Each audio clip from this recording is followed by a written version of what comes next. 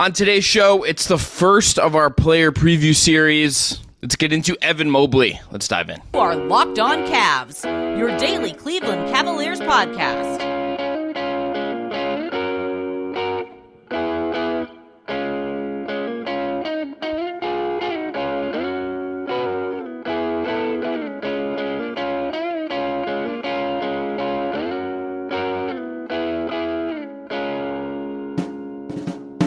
Today's episode is brought to you by FanDuel Sportsbook, official sportsbook of Locked On. Make every moment more. Right now, new customers can bet $5 and get $200 back in bonus bets, and that's guaranteed.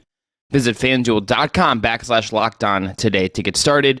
All right, today's show, Evan Mobley. I'm Chris Manning. That's Evan Dammarell. Evan Mobley season preview. What we're going to do for the season previews this year is be a little more intentional. Look you, the listeners, dead in your face, talk to your ear holes, and talk about different things very intentionally with different players. For the big players, they're going to get a whole show. Not every player is going to get a whole show, but Mobley, Mitchell, Garland, Jared Allen probably. We haven't come with that full list yet, but a lot of these guys are going to get full shows. With Mobley and the other guys who will get full shows, here's going to be the format. Segment 1 is going to be Evan and I each giving a big question for said player. So Evan Mobley, we each going to have a question. I have blocked mine out. I know what Evan's is. For the future, Evan, let's both block them out. Let's surprise each other. It's great. Try to get some reaction out of this. Segment 2 is going to be, I will disclose, what? I was editing my section of the doc Mobley at first, and, a little harder to highlight things. So, but continue. I looking at you like I'm your English teacher. Segment 2. I'm going to present some numbers. I'm going to present numbers to kind of give you some idea about, I think, what they say about this player, what I'm thinking about this player for the season. I think it will build on segment 1. And then the third one, we're going to go best case, worst case. We're going to look at, okay, what is the best case for this player this year? What is the worst case? To start, Evan, give me your big Evan Mobley question for this upcoming season. So it's something you and I have debated last season. I think we touched on it this summer as well, just because you have flip-flop between just either side of the teams, and not like not trying to diss you or anything, because it's understandable to kind of what he can be as a player. But does Mobley lean into team handle, or does he lean into team 3 heading into this upcoming season? Like, what becomes the strength of Mobley's offensive game, just to kind of complement things instead of just being an interior threat, especially when he has to play alongside traditional bigs like Jared Allen? Like, does he impact the offense by handling the rock, or does he stretch it out a little bit more and act as a spacer and a guy who can kind of operate and like pick and pop when he's depending on the guards to get the ball in his hand? Mine is very similar. It's just I went a little broader. I went with, where does Mobley's offense sit in year 3? I think the way I'm trying to think about it, because this team has expectations, and because this team, I think, it isn't just like the Evan Mobley show. No. Right? Like, this isn't like he's other guys in his rookie class where the team is like still kind of bad and like they're still coming up. This team is like here to. They have Donovan Mitchell and Darius Garland. Like, this team is more here. So there's less room to experiment. So just what does it look like? Is it he just takes more shots and makes more of them? There's some numbers that I think there's some very basic areas where he could do things differently or better, and it becomes more efficient. And then it's not so much how much are we talking about the handle. Does he take corner threes? What is the motion offense that the Cavs have been talking about mean for this? Like, does it lead him to have to dribble more? Does it lead to him doing more DHOs? Does it lead him to be someone that they funnel rebounds to so he could increase the pace? That was something JB Bickerstaff talked about Mobley being good at, and checked that directly at Media Day. I think for Mobley, we know how good he is defensively. I think there's still more to go. But his impact on this team, I think, and how high he can and how good this team can be is going to be more impacted this year in some ways by the progressions he takes on offense. Yeah, I think the Cavs will certainly be a lot more predicated on how Mobley facilitates and functions within this just new offensive hierarchy and scheme. We touched on this a little bit when previewing the preseason as a whole, and also looking ahead to Tuesday's Hawks game a little bit. Just the fact that Mobley We're going to get an idea of him as a small ball five. How does this offense function and operate? And do the Cavs lean on maybe what they were comfortable with and kind of what got them here? And I think a strong asset of what worked for them offensively last year was Darius Garland and Evan Mobley finding a bit of a cadence with one another in pick and roll scenarios where Garland is the primary ball handler. And if you're able to add a little bit of versatility to that, especially when you have two bigs on the floor, and Garland admitted like, hey, sometimes the spacing was a bit of an issue. It did feel crowded down low, but the Cavs found a way to make it work. Maybe they just make it a little bit more user friendly for everyone involved. And again, I've been watching Evan Mobley practice 3-pointers for almost 2 years now. And he was working quite a bit with Luke Walton after one day at camp the other day. And it was mostly just him doing those flare outs in like a pick and pop scenario where he flares out to the corner or the perimeter. And maybe that's not fully predicated on the motion offense. Like that's just the Cavs maybe running a play that is functional of what worked for them last year to maybe find an offensive spark. But yeah, I am very curious to see just how he functions this preseason. And now, like, we're not going to get a full picture or full perspective of how he may function on this offense for Cleveland, but we'll have a better understanding than I think we would if Jared Allen was available, because we're assuming Jared Allen just won't be playing this entire preseason. And that just means it's more time, more footage, and more information on how does Evan Mobley function within this new offensive scheme? What are some new things he might be implementing and where the Cavs are having him implement? And what can we kind of build off of from what we know from preseason into the regular 82-game season stretch and however long the postseason run goes for the Cavs? Here's what I would push back on with what you said there that I think is part of the season, as long as they're playing these two bigs. I think no Jared Allen just delays what we're going to learn. I think we're going to see maybe Mobley get more feature, but I think we already headed there anyway. I think Jared Allen's role is to rim run and dunk and catch lobs. Like Evan Mobley's the one that's going to get expansion into his game. I think with no Allen, and like Damian Jones is probably just going to play that role. But I think in terms of the starters, I think you'd want those reps. I think it's not the end of the world, especially if he doesn't miss significant time and he is, just back in by the season opener. He plays the home opener against Oklahoma City. I do also I want to see it. I do wonder if there's also going to be some differentiation, and I imagine there will be, in him at the 5 versus him at the 4, just because of the spacing. I think those lineups with him at the 4 are going to look drastically different than some of the other ones. I think that's also part of this. It's going to be interesting. And I do, as much as I think we've talked, I've at least said there's not room for a lot of like experimentation. If there's one thing I would not waste, but use time on,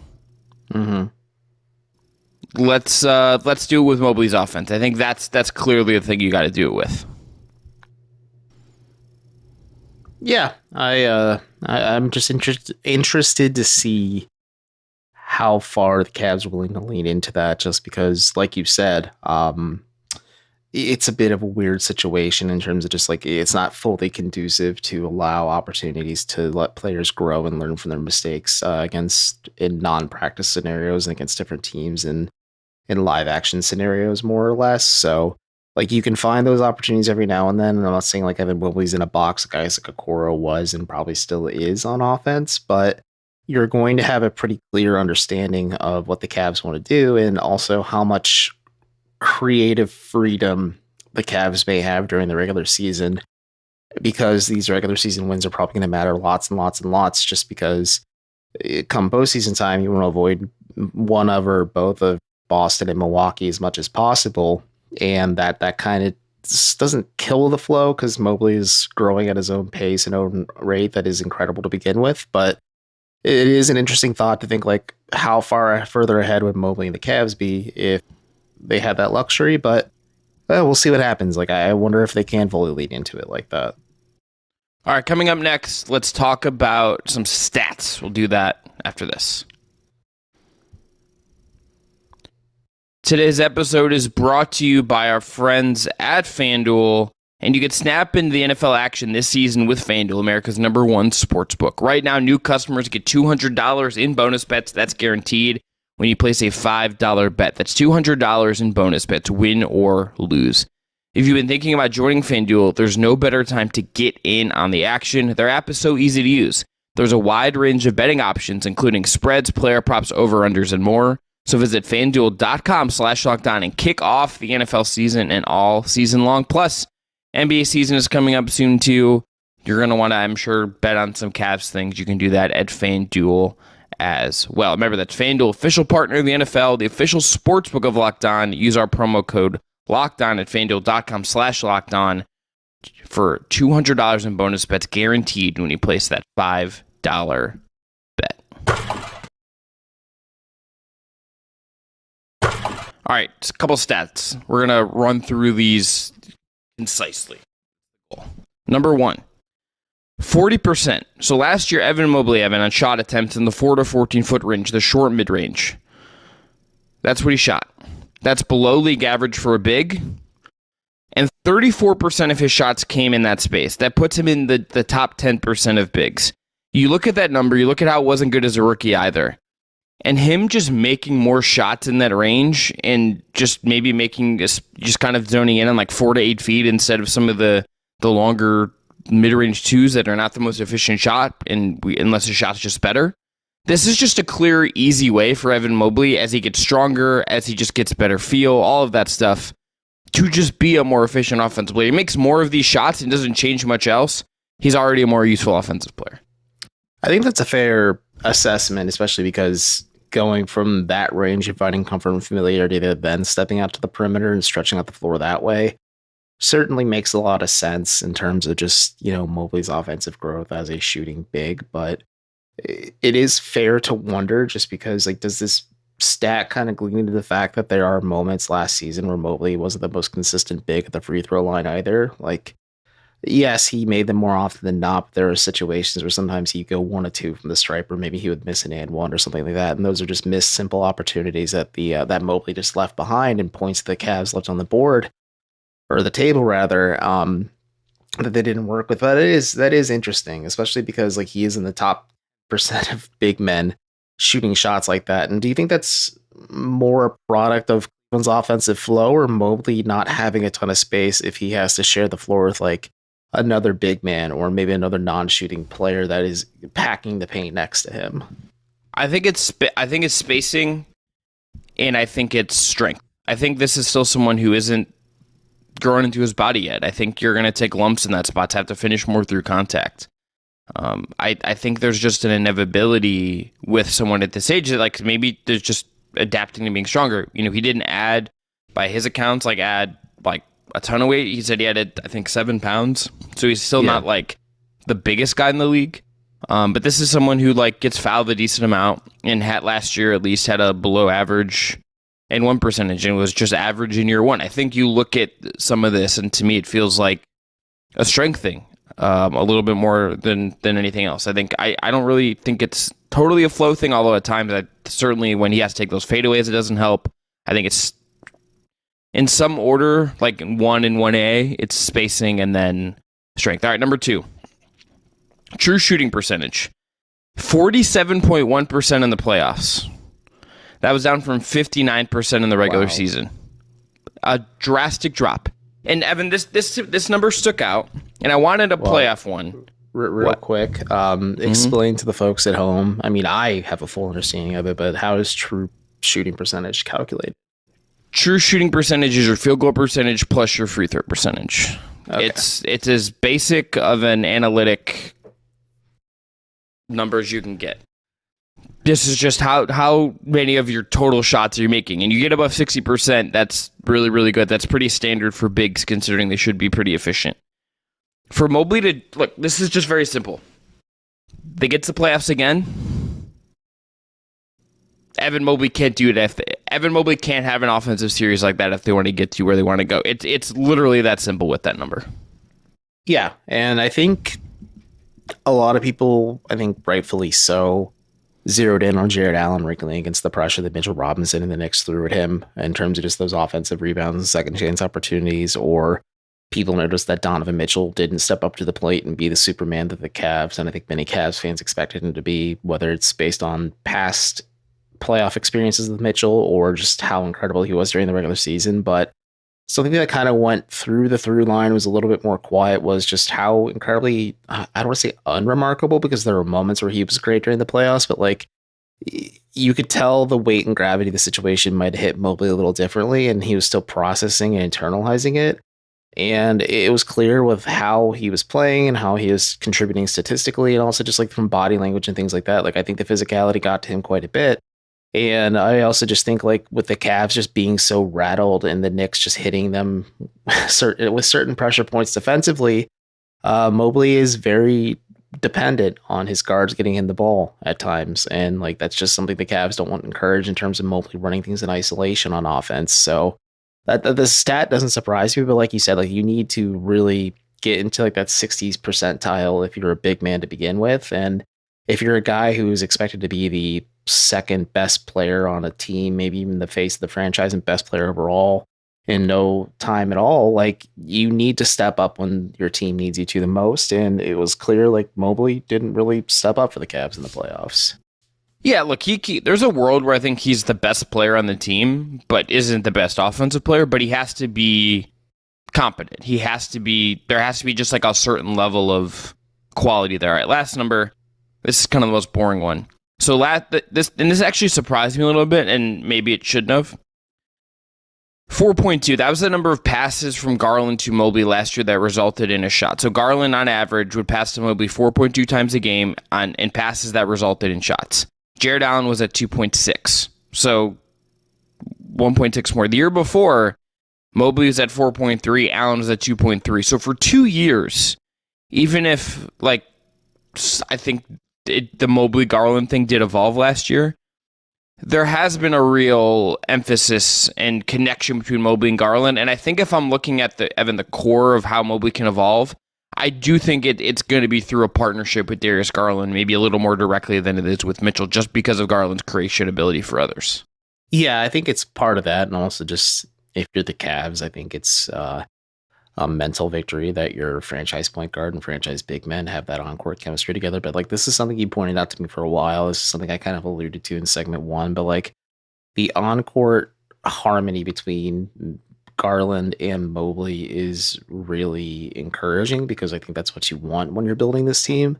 I think the variance between Mobley and Allen in terms of just passes also, or possessions with involving a Garland pass, like that's interesting. And but like, to your point, like, you can't rely on Mitchell to be the primary ball handler and creator for your offense in pick and rolls like this, or just in passing plays involving your bigs. And Garland getting Mobley more involved on offense, I mean, track like what Garland said verbally last year, and probably what he'll say throughout this season as well. And I think that'll be an interesting statistic just to kind of monitor, like, how does this partnership between Mobley and Garland on offense continue to grow and fluctuate, so that the two can really be the quote-unquote franchise cornerstones that the Cavs build their entire team around.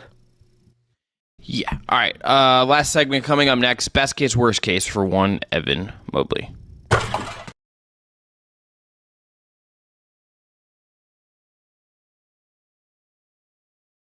Evan, what's your best case for Evan Mobley? Are we saying just for the season, or like long term? Yeah. Like, no. Season? Yeah. So obviously he is a key factor in leading the Cavs to the playoffs. I don't think All-Stars, it's an option, but I just don't think it's like a thing, just with how crowded talent-wise the Eastern Conference is this year, and just the NBA in general at his position. But we're saying, like, yeah, it's another season where he has all defensive honors. This is a year where he actually either wins or finishes in a very close second for Defensive Player of the Year.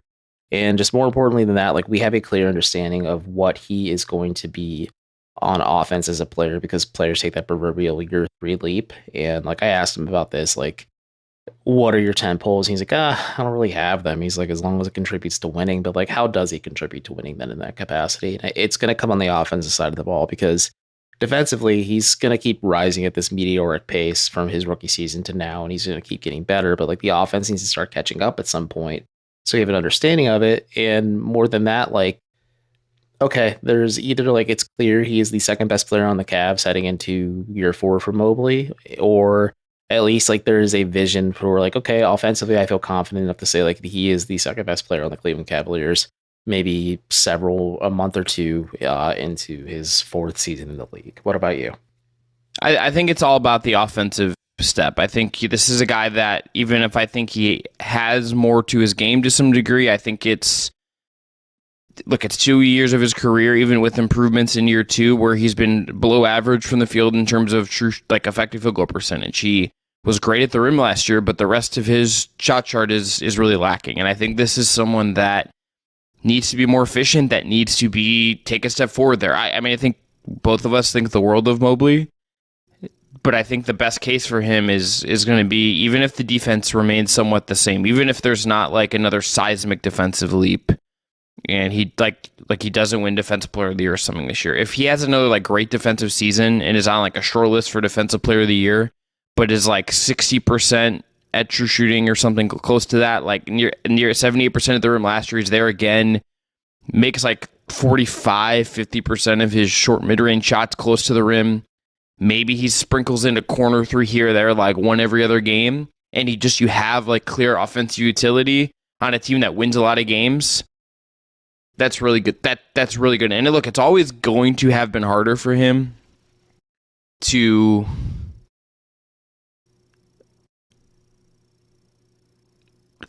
here. Let me ask you this: it is always going to be harder for him, I think, to maybe take some of the traditional leaps we're talking about, but to play devil's advocate to that point I'm making. Should that count against him in some way? I don't know. I don't really know if I believe that, but I'm just wondering. It's okay. If he isn't this on offense, when do you start being okay, this is just kind of what he is? Not saying he can't improve, but is there just a different kind of path here that's going to look maybe more like Anthony Davis than it does Giannis? Well, I think the Anthony Davis, even Chris Bosh path, that's your, if it's a Giannis path and Mobley just comes in absolutely yoked in year 4 because he didn't in year 3, I'd be stunned. But if it's the Anthony Davis, Chris Bosh path, at this point, I think that's the 99th or even 100th percentile in terms of his development and growth. There needs to be a lot of wholesale changes on offense. For Chris Bosh, it was adding spacing to his game. It's Anthony Davis. He does have a reliable shot, but he's the best pick and roll defender in the NBA and does so many little things on offense as well that just accentuate LeBron James and also just have made the Lakers into at least a consistent threat for the playoffs and maybe even a championship. It's very, very little time in his time with Los Angeles, but it's just figuring out those next steps with Mobley. And I think for me, the lowest point for him, or if this isn't the season isn't a success in terms of the worst case scenario, that's the word I'm looking for, thanks to the script there.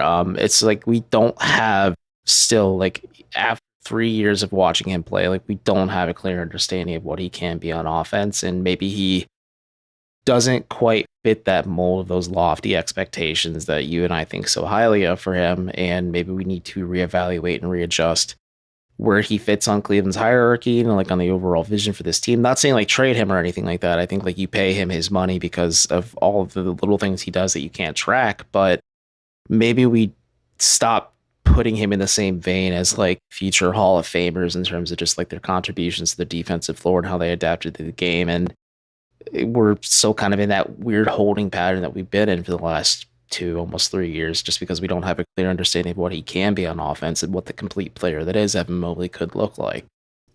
Yeah, I think the worst case is just, does the offense just stay kind of stagnant? Do we get to April and it's he's the same guy on offense? He's still very. So when Chris was sharing those stats, I didn't understand the assignment and I was sharing them, but 5.4 of Mobley's possessions were in isolation during the regular season. He had 0 of them in the postseason, but it's very clear he's very guard dependent, despite the fact that Cavs are oh, we want him running the offense and initiating the fast break. And sure, there's going to be times where he makes the pass and does things like that, but if you want to allow him to grow and develop, you need more tangible proof of him running plays in isolation and kind of being the guy who runs an offense. Well, because that's what the Cavs are hyping him up to be. So I don't think it's an isolation thing. I think what it is I know it's not, but that can be sometimes an indicator of okay, are there opportunities for him to handle the rock? And I wish I was a little bit more prepared, but at least in isolation, you have an indicator of okay, there's moments where Mobley maybe grabbed the rebound, brought the ball up, and then called his number, ran a play for himself, or tried to attack the basket by himself. At least for that, like, one, there's that selfish edge that stars have, which they sometimes need, and two, at least you have a little bit of an understanding. Like, yeah, there's moments at least the Cavs let him handle the ball and try and score by himself, and not be dependent on the guards setting him up on offense. So this would be what I would say to kind of wrap this up. I think what it is Evan Mobley will be someone on offense who's you're never going to see him run like a ton of ISOs. And even we look at someone like Giannis, or Davis, like, they don't always run a ton of ISOs. What I think it'll be is maybe the post-ups get a little bit better and more dynamic than they were at times last year. I think you'd be looking for DHOs, which we haven't seen a ton of, and I think some of the spacing will help with that, emotion will help with that. And I would be looking for him once in a while to have the ball in his hands on the outside and it goes. And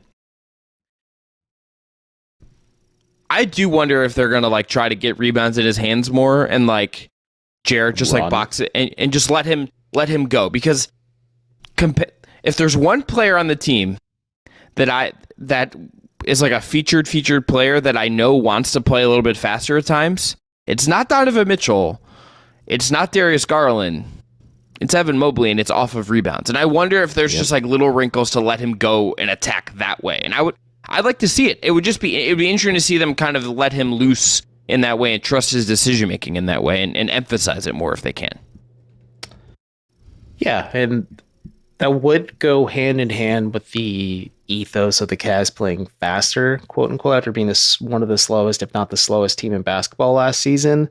And like, that would make sense. It's just, is it going to be a sudden thing, or is it going to be like a gradual ramp up as we watch like the Cavs find their footing within this new offense, or supposedly new offensive scheme and system? Or is it going to be something that's a little bit more sudden? Because to your point, like, whether it's Damian Jones for the time being, or Jared Allen when he's back on the floor and healthy, or even Tristan Thompson, who is at least a big enough body to box out opposing defenders, or opposing players rather, like those are guys that can make those concrete efforts just to not secure the rebound, but allow Evan Mobley the opportunity and give him a full head of steam to attack the basket or just initiate the offense. And it would make sense, because he would benefit from that quite a bit, because it would, one, make life easier, and two, it'd be a lot easier for him to find that offensive flow, because he, on the fast break at least, you have so much space more to work. Yes. All right. Big year ahead for Evan Mobley. We'll see if he's in the All-Star race. We'll see if he's Defensive Player of the Year race. All of that fun stuff. We'll be back later this after tomorrow's episode is going to be another game recap. First Cavs home preseason game is here. We're going to recap that. Thanks again to Jake Stevens for producing. Talk to y'all on Friday.